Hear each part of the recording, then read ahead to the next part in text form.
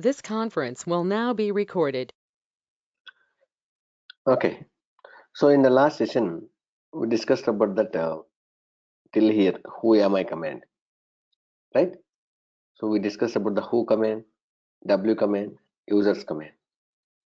Then we discussed about the who am I, and we executed all these commands. So now we'll discuss about that other commands. So already we know that each command have that binary files, right? See, we're executing mkdir DevOps. What this command is going to do? It is going to create a directory. So that creating directory, that logic has stored in one particular file.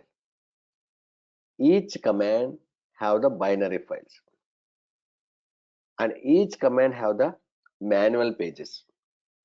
So manual pages means those pages contains the description about that particular command. So what is the use of this command? What this command is going to do, right? So where I can see those binary files and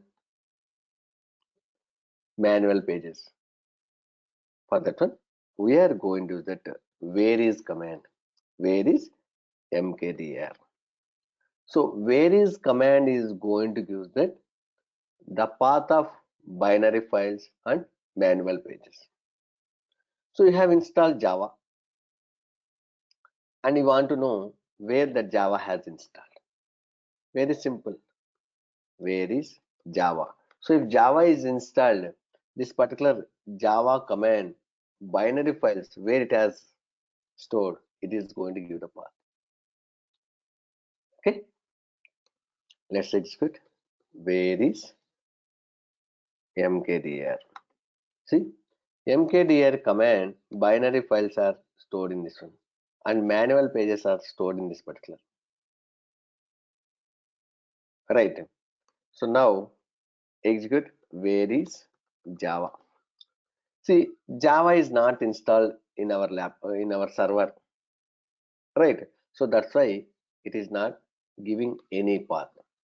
So how to check whether Java is installed or not? Very simple. Java version. It will give that which version of Java has installed. It is saying that Java command not found.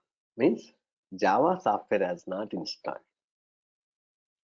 Clear. So that's why it is not giving the path also.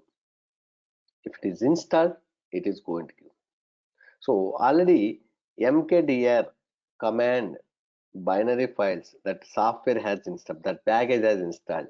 So that's why binary file is in this particular directory, manual pages are in this particular directory. Clear? So like this, we are going to find. Yes, so we can use the which also. Which Java. Okay, so it is saying that no Java in this one. Okay, which mkdir. See, it is giving the only the binary files. See, where is command is going to use that binary files path as well as manual pages path. But which command is going to use just only the binary files. So that is the difference between where is and which command. Clear? So next command is date command. So if you want to display the your system date and time and time stamp and the time zone. Okay, so you can use that date command. Using the date command, you can display the date and time timestamp, the time zone, and you can set the date. So right now I have logged in as a normal user or root user.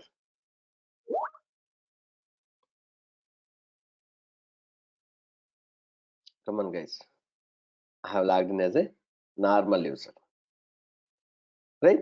So I have logged in as a EC2 user. EC2 user is a normal user. If you log in as a normal user, you will see that dollar symbol. If you log in as a root user, What is the symbol we see here instead of dollar? Hash, right? Okay. So if you logged in as a normal user, you can display the date and time. You are not able to set the date and time. So if you want to set the date and time, you have to log in as a root user. Let's execute it. See, it is going to display the server time, right? So Monday, July 19th and 40 minutes means it's early morning only. Means like it's UTC time zone. So for UTC time zone, for those guys, it's right now, it's 12:40 a.m. IST. 12:40 a.m. The time is UTC time zone. So for India, what is the time zone? Come on, guys. What is the time zone? IST. IST is the time zone. India standard time. Right. So like that, for US people and all, CDT, EDT, right? PST, like that, many time zones are there, right? See, for my class, many of the guys are coming from other countries. So that's why when their people are asking what is the class timings, so I am going to say that 6 a.m. IST. So they are going to convert 6 a.m. IST equal to that what is the EST. Just if you search in Google, it is going to give. So that particular time they are going to join. Okay.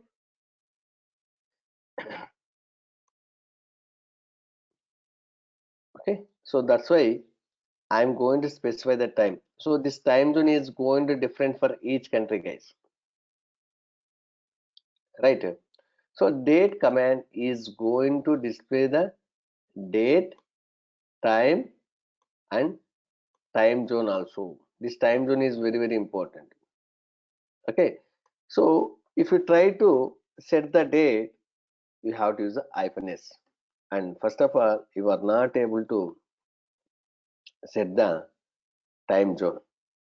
So I'm trying to set the date like 2021 year, month, date. So this is the time format you have to give, the date format.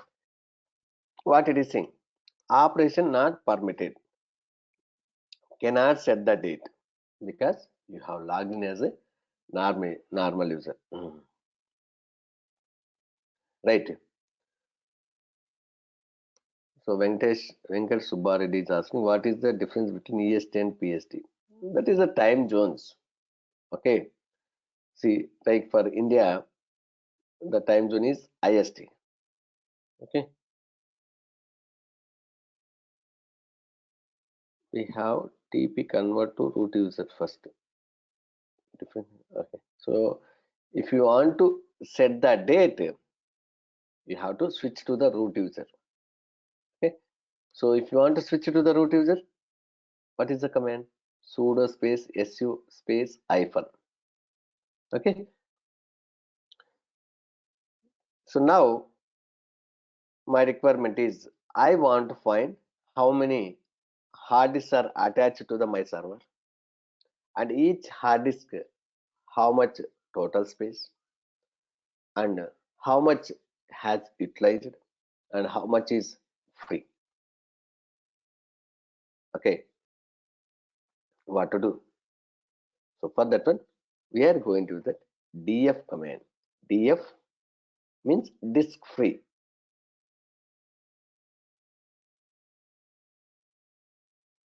See, if we execute df, it is giving that this is one of the hard disk. This is one of the hard disk. Already we know all the hard disks are going to be mounted in this particular directory, dev directory. Right? It contains all the devices information. If you see, it is giving some numbers. As a layman, we are not able to understand that one. Right? So now what I have to do?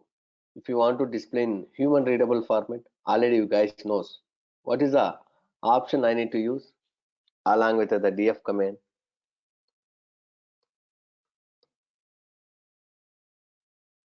Hyphen h.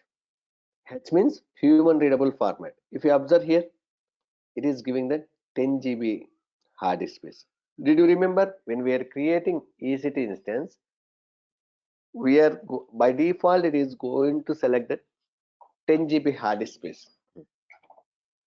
By default it is going to select the 10 GB hard disk space, right?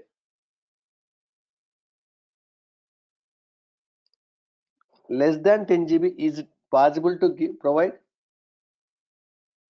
It is not possible. So if you want, you can go ahead and try to create with less than 10 GB hard disk space. It is not going to allow. You can go ahead and try it. Okay. So this is very important question, guys. So what is the command to display that all the mount points? Means all the hard disk, how many hard disks are there, and each hard disk how much space it utilized.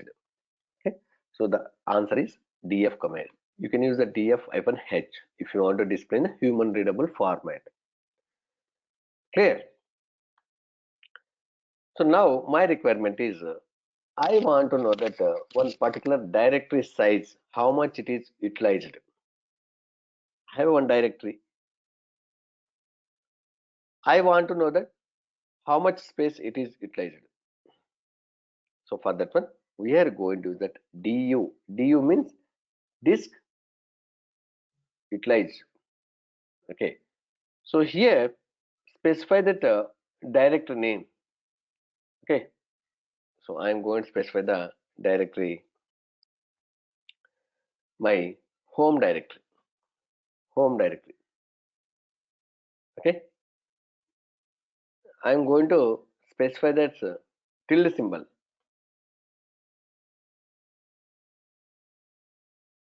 Already we know this tilde symbol represents that user home directory. User home directory. If you see in user EC2 for user home directory, we have many subdirectories. So it is displaying that all the in detail information, but I want that summary. Okay, so this EC2 user home directory, how much space it is utilized. I don't want to display that in detail information. So, and also I want to display in human readable format, du-h. See, it is displaying the kilobytes. So I don't want that. I don't want to display all this information. What to do? du-sh. S means summary. H means human readable format. Tilde symbol means user home directory. See, it is giving that summary. Okay, earlier this particular directory, what are the subdirectories are having, those subdirectories information also, right? So this is also a very important one. Clear? So we discussed where is, date, df and du. So now we'll discuss about the host name. So already we know each server having that host name and IP address. I want to know that host name of my particular server. For that one, we are going to use the host name command. Same way here, using the host name command, we can display, right? As a normal user, if you execute host name command, just we are going to display. As a root user, we are going to set the host name also,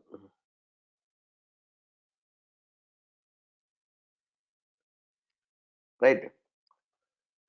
So let me execute that host name command.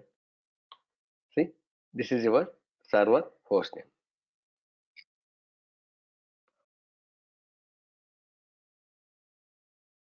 Okay.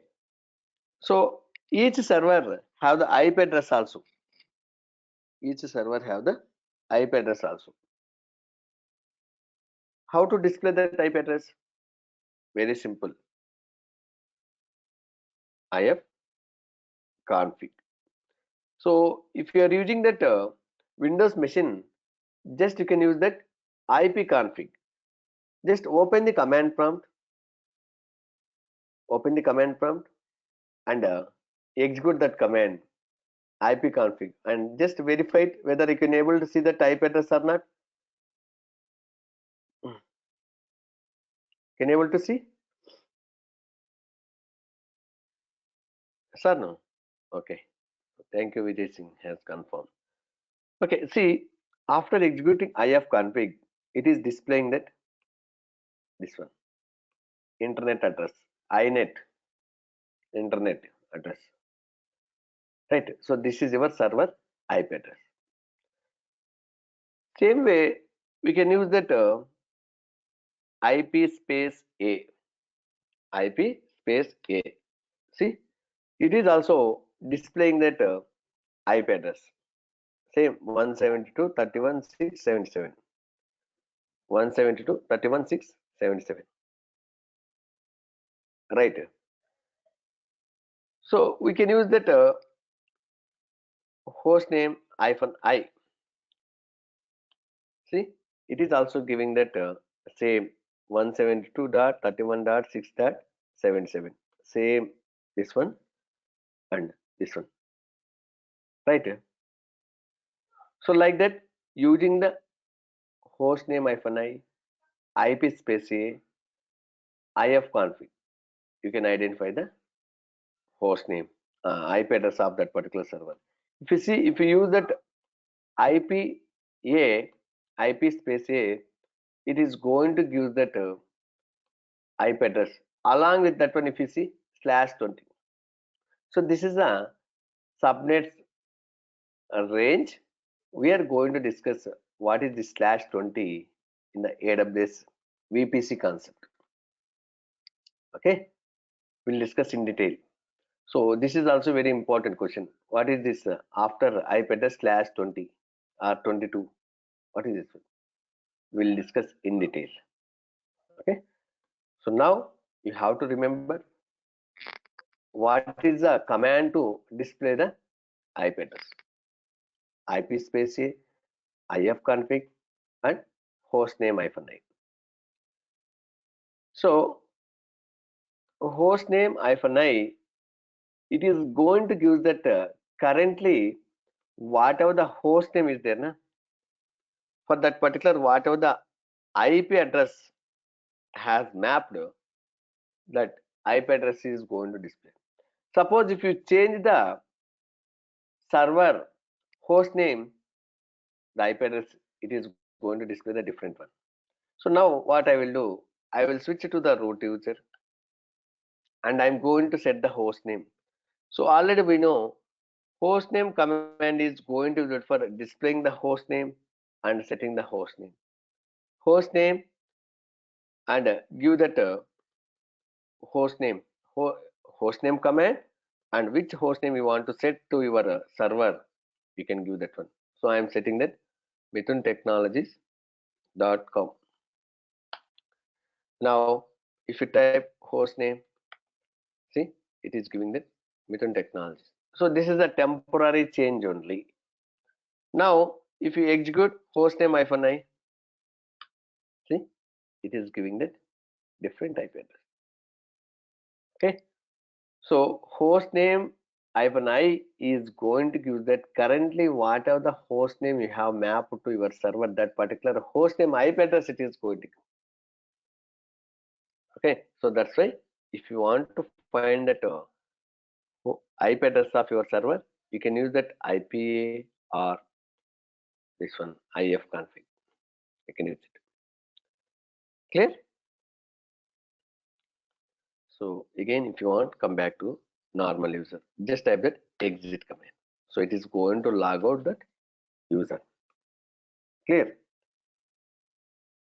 So now we discussed many commands so far, right?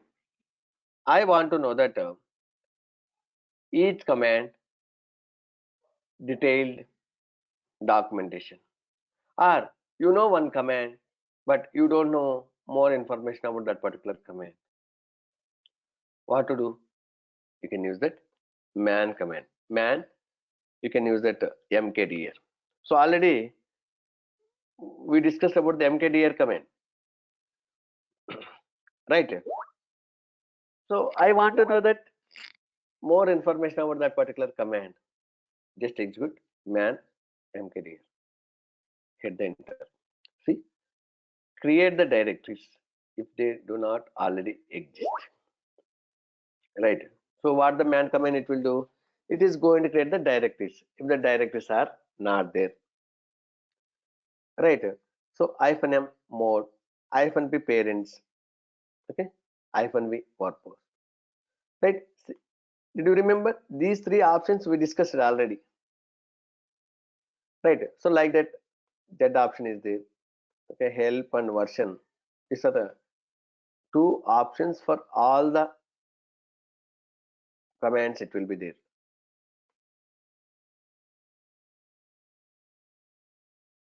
Okay, so if you want, so he is the author of that particular command. Now I want to come back. Just press that Q. Q means quit. Once if you press the Q, it is going to come out. Same way, you can type man ls. See, list directory contents. List information about the files. Hyphen a all, right? Including hidden files also, right? That option we discussed. Then we discuss about that hyphen h, human readable format. Hyphen I, inode number. Print the index number of each file, right? L, long listing, right? So like this, R, reverse, right? So T, modified time, access time, all these things we discussed, right? So if you want to come back, press the key. Man date. See, print or set the system date and time. Okay, so it is going to display the timestamp also, or this time zone also. Using the date command, we are not able to set the time zone. So for if you want to set the time zone, you have to use the time zone command. Clear? See, using the date command, we can print the date and time, and you can set the date and time also. So if you want to come back, press the key. So like that, guys, using the man command, we can see that more information about this one. So what the man command is going to do? So whatever the command you are passing along with the man command, already we know each command having the documentation files. So man command, it will read that manual pages related to that particular command, and it is going to display. If you see, when you are purchasing any product like mobile, along with the mobile you are going to get one manual. What is the use of that manual? It is going to give the help document how to use that product, right? Same way here we are going to use the man command. This man command is going to get the information from manual pages, and it is going to display. Clear? So we have one more command, info, and give the command name. See, it is giving that create directories with the specified names. Okay, hyphen m mode, hit the enter. Just scroll down. Hyphen p parents, hyphen v purpose. Okay, so if you want to come back, you can press the Q. Same way, we have one option called as hyphen help. Okay, each command have one option hyphen help.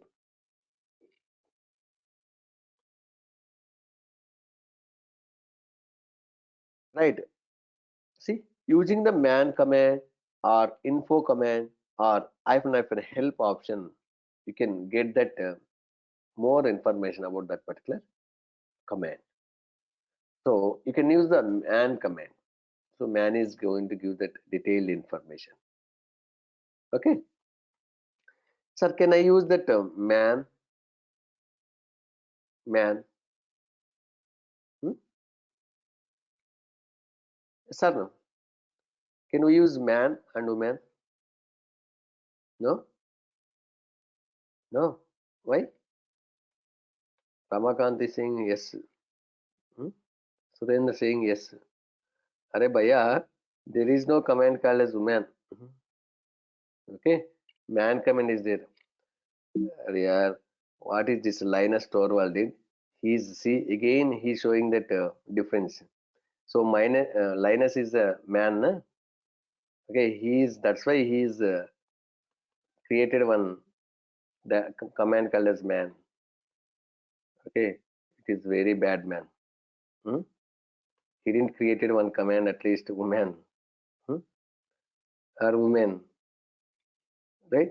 It is very bad. Okay, so guys, so whoever there na in this batch, the ladies and girls, you guys can create one command. You guys can explore. Anyway, Linux is a hmm, open source, na? You can create it. So just guys, I'm kidding. Okay, so there is no man, woman. Okay, there is no man command. Okay, man. See, manual pages utilities. Okay, where is that? Yeah, you can create the aliases. I'm asking that. Do you have any command? Srini is saying, sir, man is the short form for manual. Why you are thinking like that, man? Hmm? Okay, clear, right? About that help. So now I don't want the detailed information. I know the command. I want to know that very short description about that particular command. Okay. So for that one, we are going to that. What is MKDIR? Sir, you were teaching the English, sir. Where is MKDIR? What is MKDIR? What is this one? This is not the English class, man. Already we learned that English more than you. Just teach the Linux commands. Yes, Bhaiya, these are the Linux commands only. Okay. See, what is command is going to give the short description of what are the command you are passing. See, make directives. What is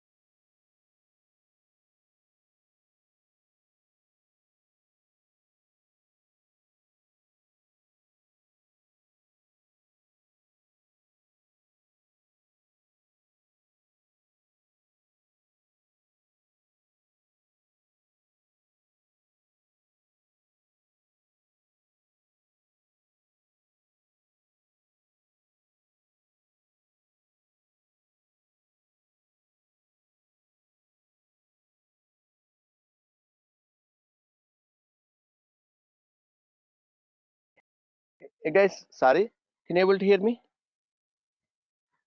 So it says disconnected. Sorry.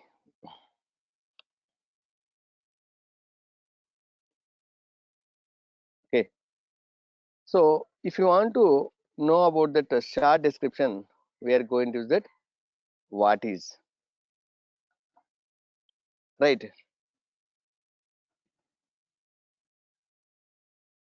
Clear. So if you want more information, we'll use the man command.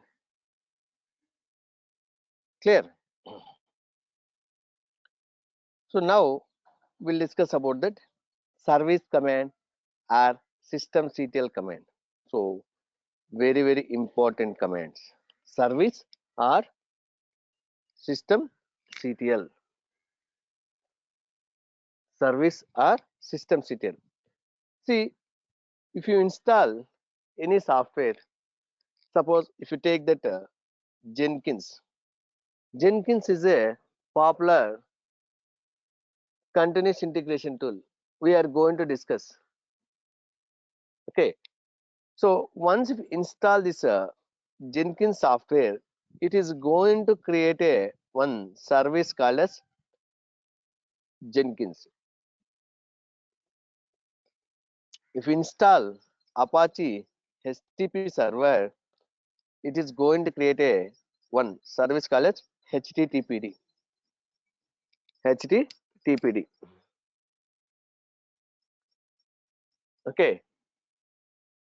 So I want to know about this services status, and first of all, I want to know that how many services are there. I want to list out. So if you're using Windows machine,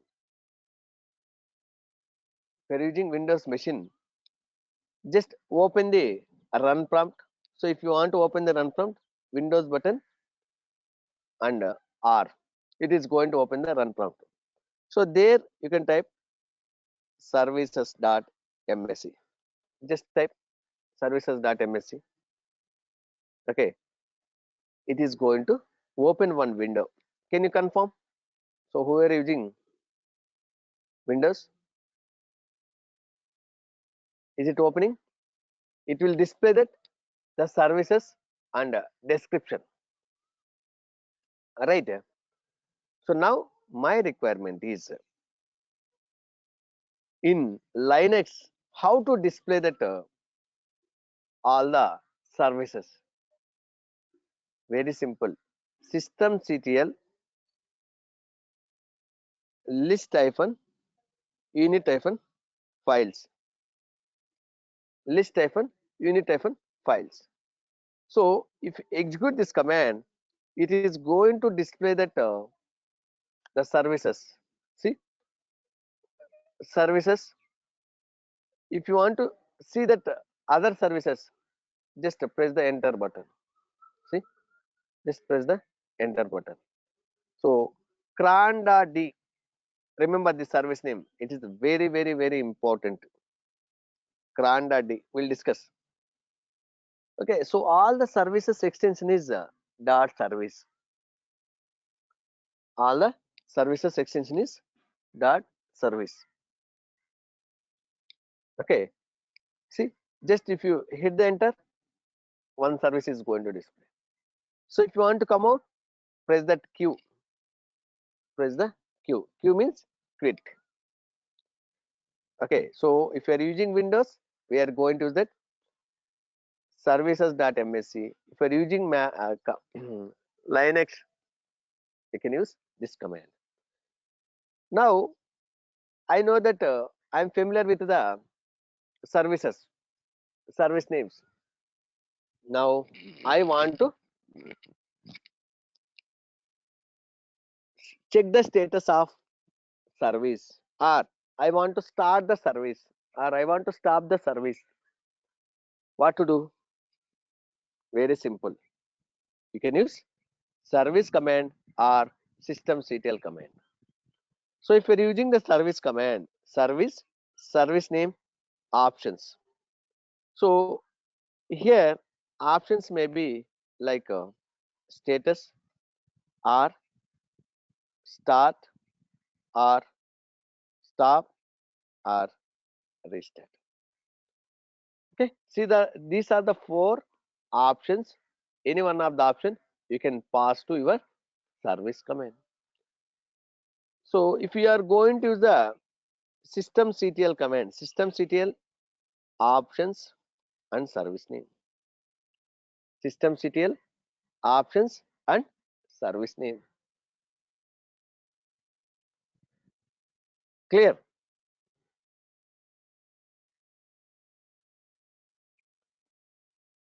So now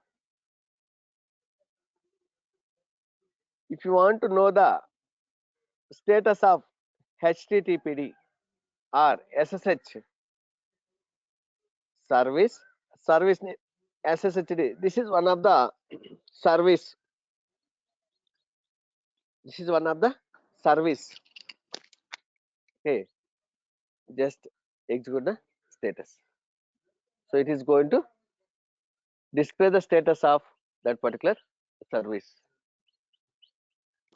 Okay, so as a normal user, you can execute this and you can check the status. See what it is saying? It is showing that it's up and running, right? That's why it is showing that active. So press that Q, it will come out. So if you want to stop, if you execute this command as a normal user, you are not able to stop or start or restart. Okay, it is going to ask the password. See, authenticating as a root means it is going to ask the root user password. Do you have root user password? No. What you will do? Press that Control and C. Okay.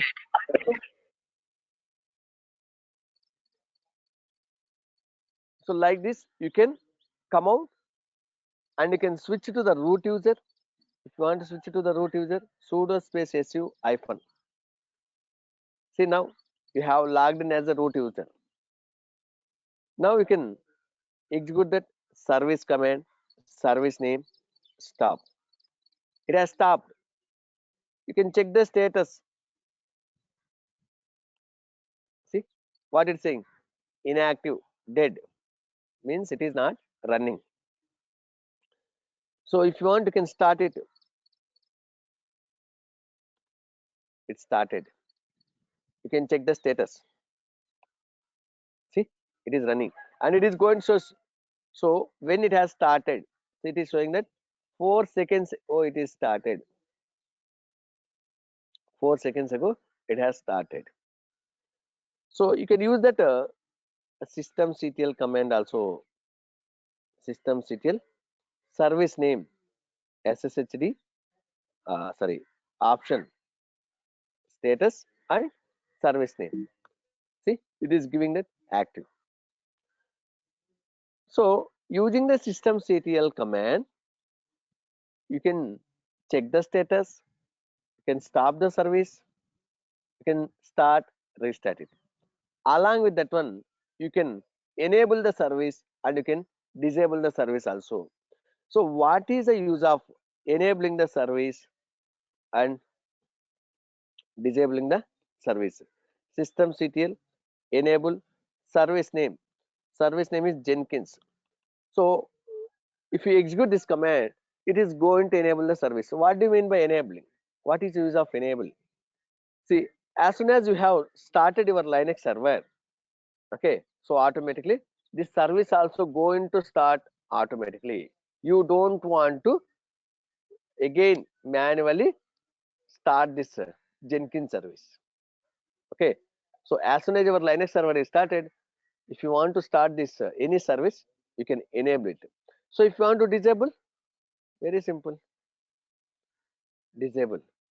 So the systemctl command has introduced in RHEL 7.x version. So you mean in RHEL 6.x there is no service systemctl command? Yes. No, we don't have that systemctl command. So when we are using 6.x version, we were using that service command. right?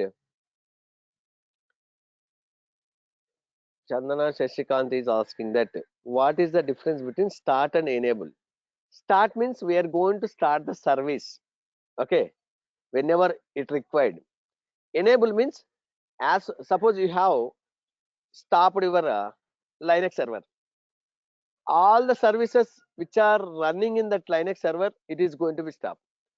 When you are going to start again, so that time if you don't enable, services are not going to start automatically. You have to execute that service command or systemctl command. See, even in your Windows machine also, that service manager window is showing that automatic also, right? So if you make it automatic, once if you started your laptop, so automatically services are going to start. Otherwise you have to start manually. Clear? So sometimes people are going to say, hey, my laptop become very slow. Stop the services. Yes or no? Did you have heard about from your support desktop support team? So he will say, so whatever you are not going to use the services, please stop the server. Yes or no? So like that, so whenever it is required, you can start it. So if you want, as soon as your server is started, you can enable that service. Clear? So guys, this is very important command, systemctl or service command. Clear? So the systemctl command has introduced in from 7.x version onwards. From 7.x version onwards. So earlier we don't have. So which version of RHL you guys are using? So who are using na? Can you confirm, guys? We are using that 7.5. Okay, 7.5 and some 7.6 servers. Nitin is saying 7.9. Krishna is using that 8. Oh, 8 is the latest version, guys. So guys, these versions also very important.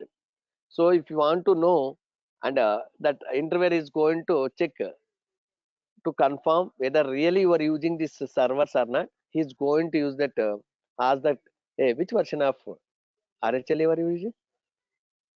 If you say 10, 9, in, immediately he is going to disconnect the call. Why? Because we don't have that 9 version of RHL. Still the latest version is 8 only. Venkat Subbareddy is like a question bank only, man. How to check which version of you are using? We'll discuss that one. Okay. So just remember that. Yes, already Vijay Singh has given answer for you. Okay. Anyway, we are going to discuss that command. Cat space slash etc slash red hat hyphen release. Okay. So we are going to check that one. That is the last slide. If you go and see, it will be there. So guys, remember these versions 7.5 or 7.9. You can say. Okay. So 8 still we didn't use it. 2 years back we were using the 6.5 version. Okay.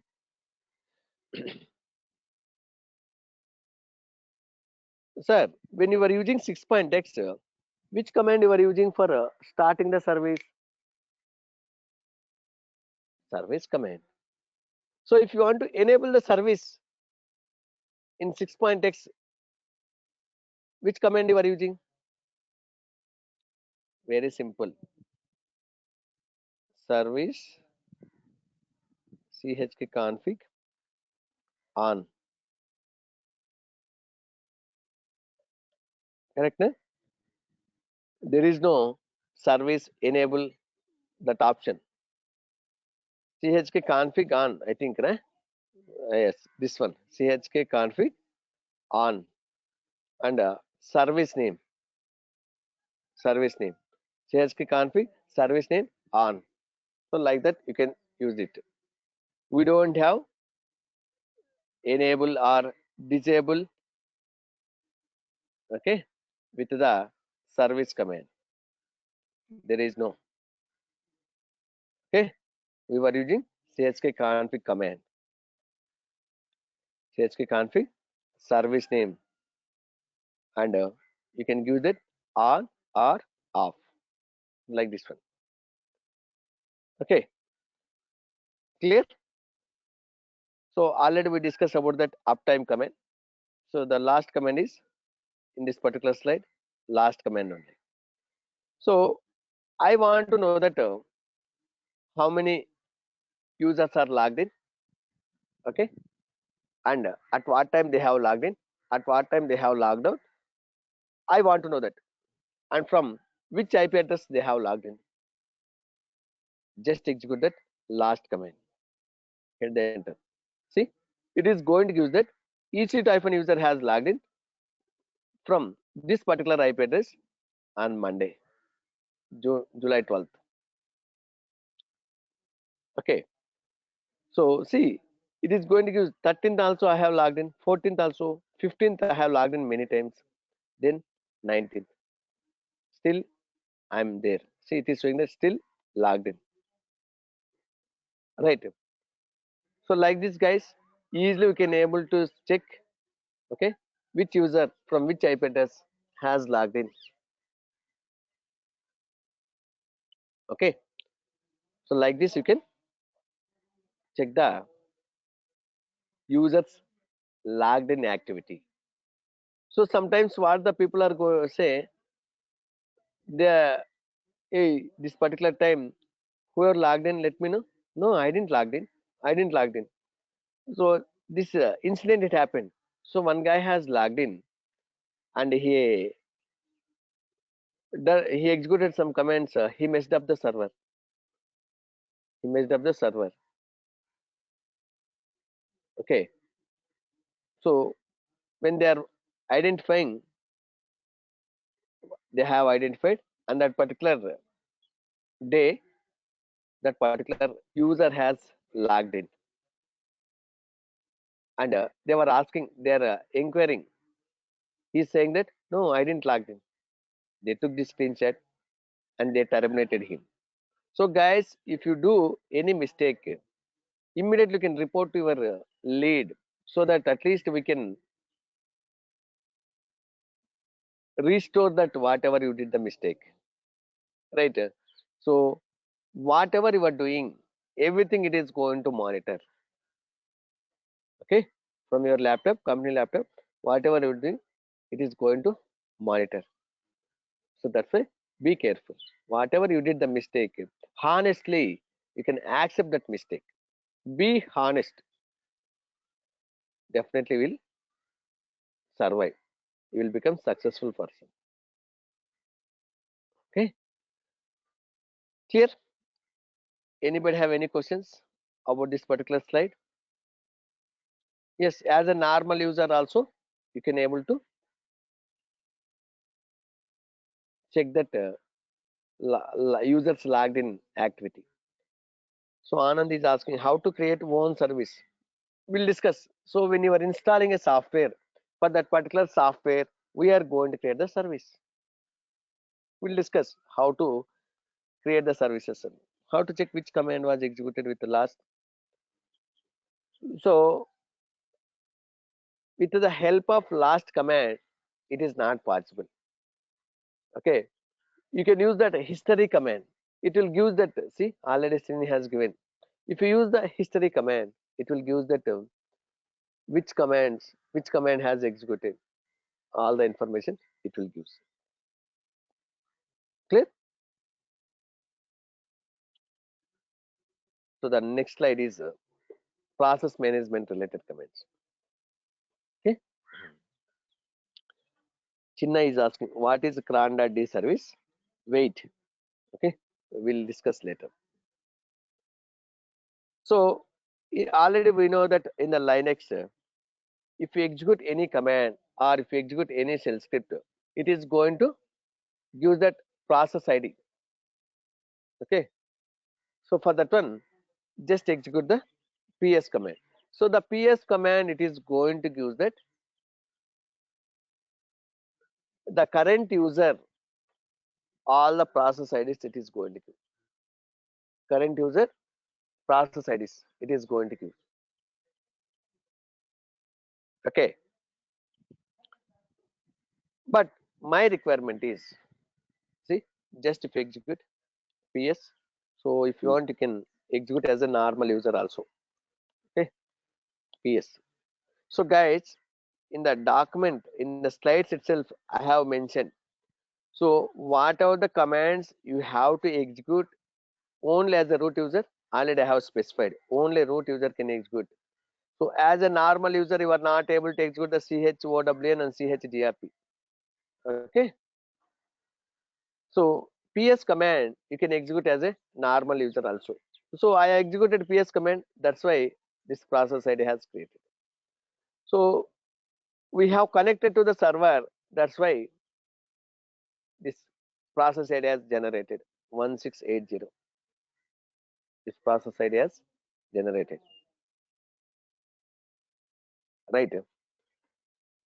So now my requirement is I want to know that all the users process IDs. See, in this Linux server, many users are there, right?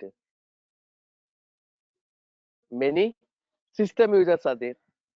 System users means those users are created by software itself. When you are installing a software, it is going to create a one service, one user. Those users we are going to call as system users. Now, I want to display all the users process IDs in the detailed format. So for that one, we are going to use that PS space hyphen EF. E means all, F means formatted way.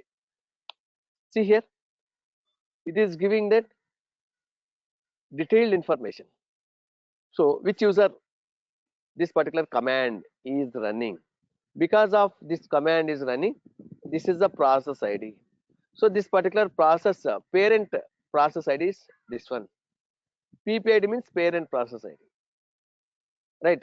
So this command is running by the root user UID, user ID. UID means user ID, right? So like this, see all the users process IDs and in detail it is giving that, right? See here some dbus, this user, like these are the system users, right? So ps-ef it will give that detailed information about that all the users process IDs. Now my requirement is I don't want to display all the process IDs. I want to display only the Java process IDs. I want to display only the Java process IDs. It is very, very important question. PS-EF. So if you want to give one command output as an input to the other command, which symbol we are going to use? Pipe symbol. And I want to search something. We'll use the grep command. Grep Java. So what this command is going to give? Whatever the ps-ef command output, it is going to give the input to the grep command. What the grep command is going to, whatever the keyword you are passing with that keyword, it is going to search. So it will give that only the Java process IDs. So if you want to know the Tomcat process IDs, very simple. ps-ef grep Tomcat. Grep Tomcat. So like that, guys, many times we are going to use this ps-ef command. Clear? Okay. So assume you have installed that Jenkins software. Okay, we are going to install, and once if you install this Jenkins server, it is going to create a one service called as Jenkins.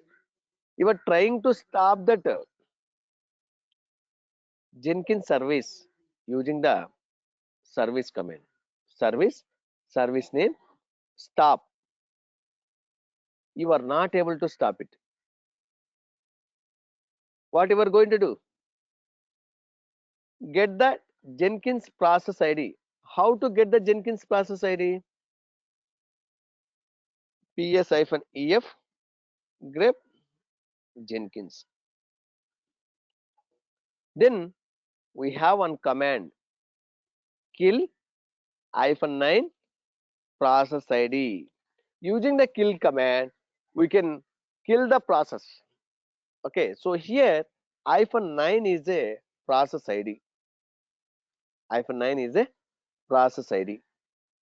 Okay, so like that, sorry, here -9 is a signal type, not the process ID, signal type.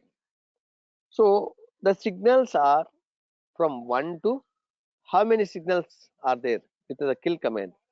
64. Okay, just type kill -l. See, it is going to give that list of signals, whatever it is supporting. We are using that 9. 9 means kill signal. Okay, so guys, kill command is not going to use it for killing the process IDs. We can use for other purpose also. We can use for other purpose also. Okay, so based on your signal type, based on your signal type, it is going to act. It is going to act. Clear? So in one of the interview they asked, so what is the -9? It is a kill signal. So like that, how many signals are kill command is supporting? 64 signals. See, 1 to 64. Clear? But most of the time we are going to use -9. So now what I will do, see, I want to kill this process ID. Very simple. Kill -9 1680. Okay.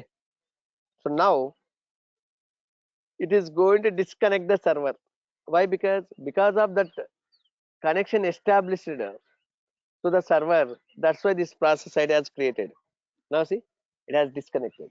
See, right now, if you go and execute unit, see it is giving that Darwin. Means you didn't connect it to the server. Just again, you can press that up or a mark. You will get that SSH command. Hit the enter. See, it has corrected. Now you can execute uname command. See, Linux. After seeing the Linux, only you have to execute the commands. Clear? So guys, kill command also a very important command. PS command, kill command. Next one is the top command. See, I want to know that I want to display that Linux servers resources utilization, how it is utilizing. So for that one, we are going to use that top command. So we can call top command as a one resources utility monitor. Resources utility monitor means it will display that currently how your server resources are using. Just execute the top command. Hit the enter. See, it is showing that total 90 total tasks are there. In that one, 2 are running, 8 are sleeping, 2 users are logged in. It is showing the 2 users. Okay, and load average.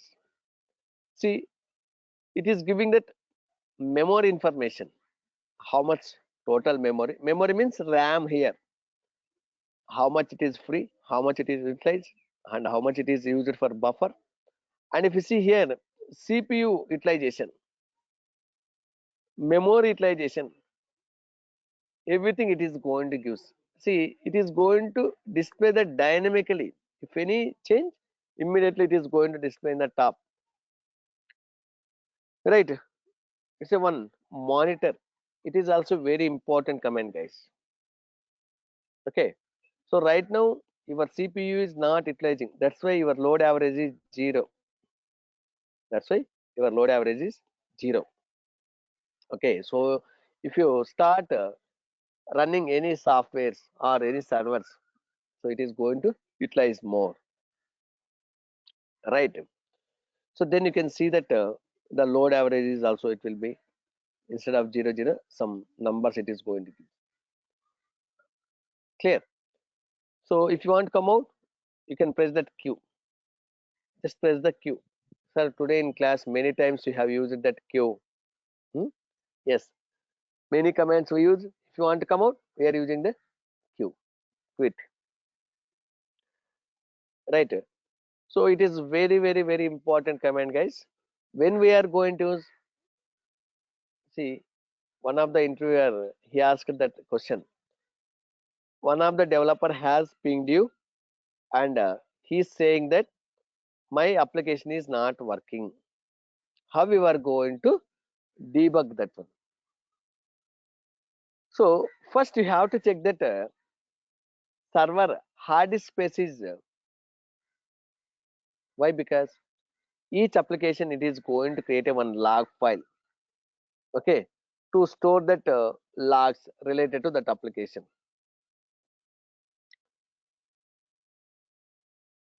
How we are going to check? What is the command to check that hard disk space under? Today only we discussed df-h command, right? So you executed that df-h command, and it looks good. Only 30% of hard disk space has utilized. Okay, still we have remaining 70%. Okay, but still my application is not working. Then what to do?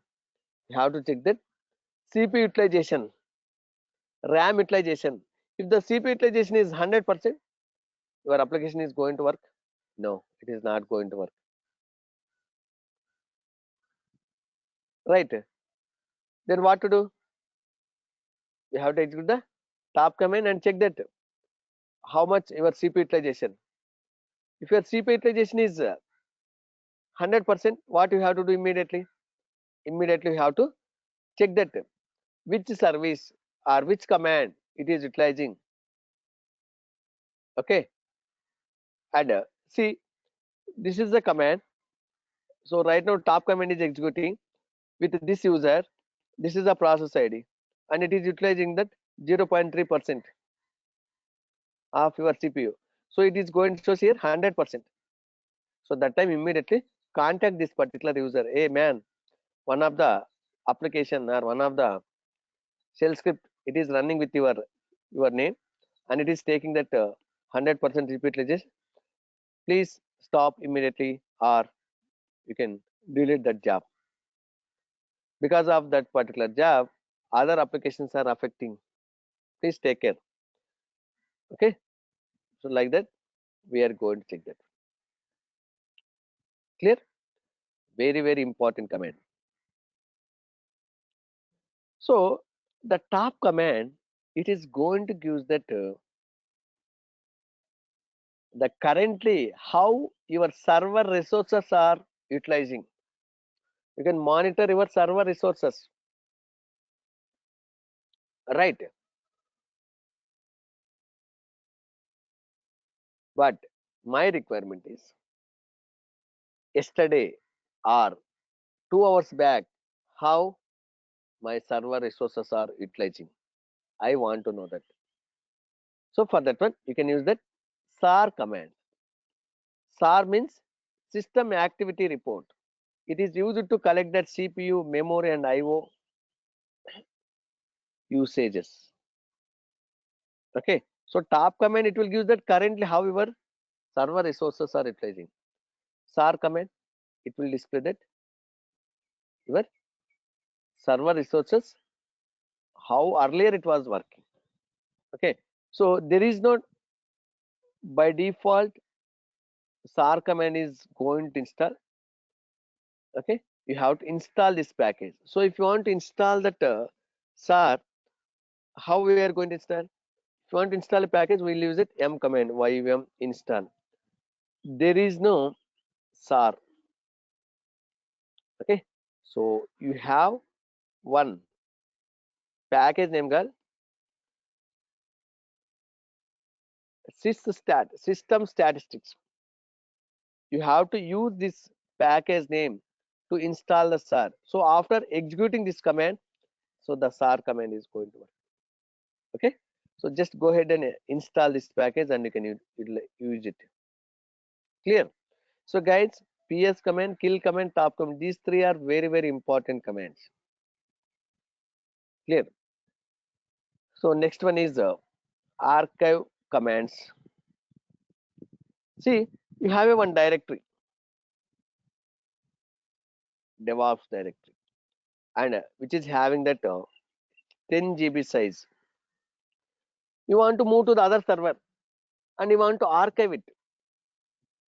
Okay, so instead of directly moving this folder, you can create a zip file or tar file. Okay, so if you are using Windows, you can create a rar files also, right? WinRAR, using the WinRAR software. But in the Linux, it is going to create that zip file or tar files using the commands. So if you want to create a zip file, we are going to use the zip command. Zip -r recursively zip file name devops.zip. For which directory you want to create the zip file? Specify that directory name. Specify the directory name. Clear? So like this, you can create a zip file. Right? Let's see. I have DevOps directory. Inside the DevOps directory, if you see, some files are there, directories also there. I want to create a zip file for this particular directory. How to create it? Very simple. Zip -r. You have to use the -r. -r means here recursive. Recursive.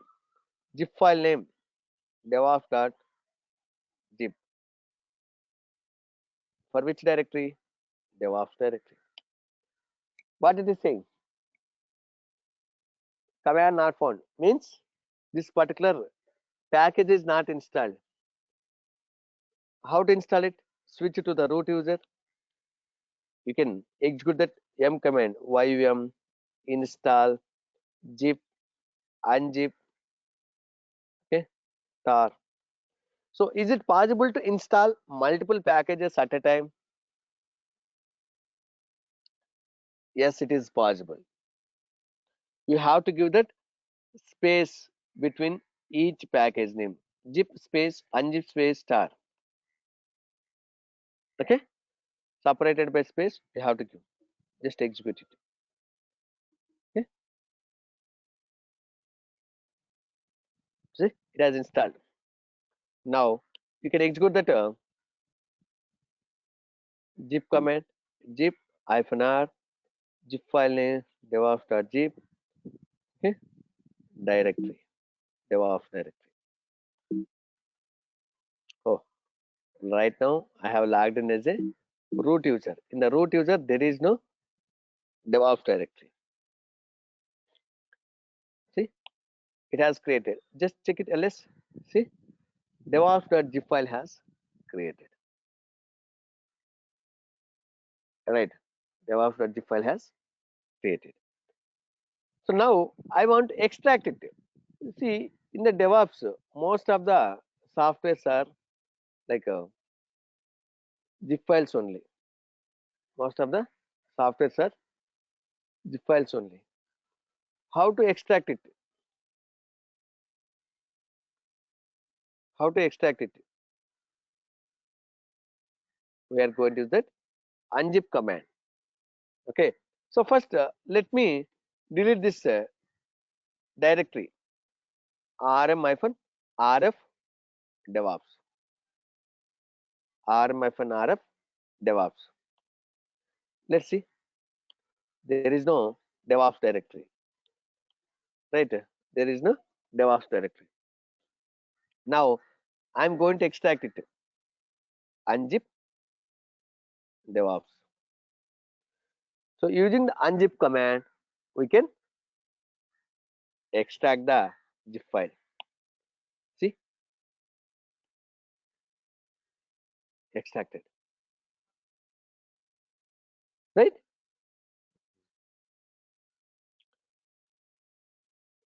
Now if you go and see, you can see that DevOps directory. Now I want to create a tar file. So tar is another archive format. Like zip, we have tar. So most of our DevOps softwares, it will come in the form of .zip or .tar format. How to create a tar file? Very simple. We are going to use the tar hyphen cvf. C means create, V means verbose, F means file system. So I want to create DevOps.tar file. So for which directory? DevOps directory. I want to create for DevOps directory.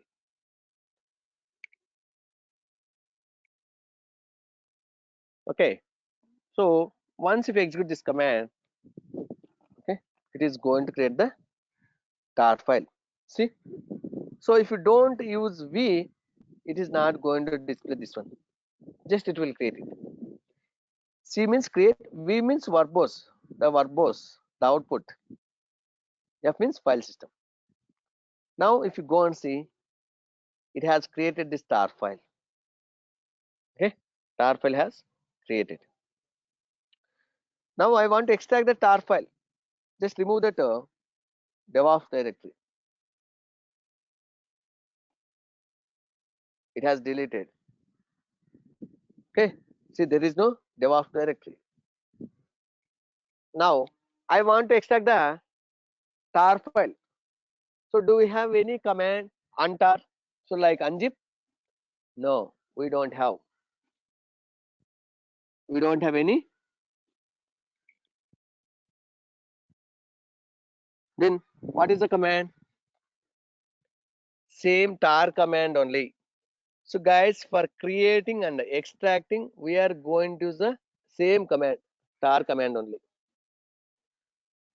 Okay, tar, but we are going to use that different options. Hyphen x. X means extract. X means extract. V means verbose. F means file system. DevOps.tar. The file name we have to specify. Okay. So like this, you can create the tar file and you can extract the tar file using the tar command. Clear? Let's see.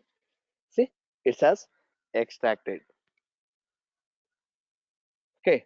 If you go and see, DevOps directory has the. So like this, guys, you can create the tar files. You can extract the tar files. Clear? So anybody have any questions, guys? So as part of interview, we don't. These comments are not important, right? But when we are installing the softwares, it is going to be use these commands. Okay. So in tomorrow's class, we are going to discuss about that user and group related commands. Okay.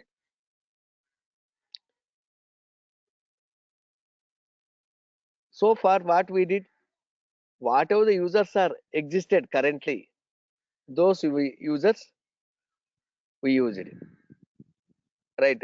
Like a zip command, sorry, ec-user and root user. But I want to create the users. I want to create the users. I want to create the groups. We use that existing group called as wheel. Instead of those things, we can create our own users and groups, and we can use those users and groups. Okay. So tomorrow we are going to discuss about that user and group related commands. Then next day we'll discuss about that very important topic called as cron tab. Okay. Someone asked what is the use of cron D service. Here we are going to discuss about that. Later, we'll discuss about that. Some commands are there. So I need that 3 more days to complete this Linux commands. Jayshree is asking, is it possible to remove all the directories one shot? Yes. If you execute rm-rf star, it is going to delete that all the files and directories in current directory.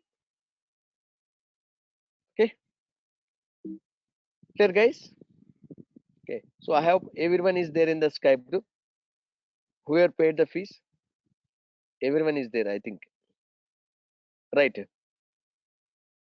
If you are not, just ping me. I'm going to add you guys.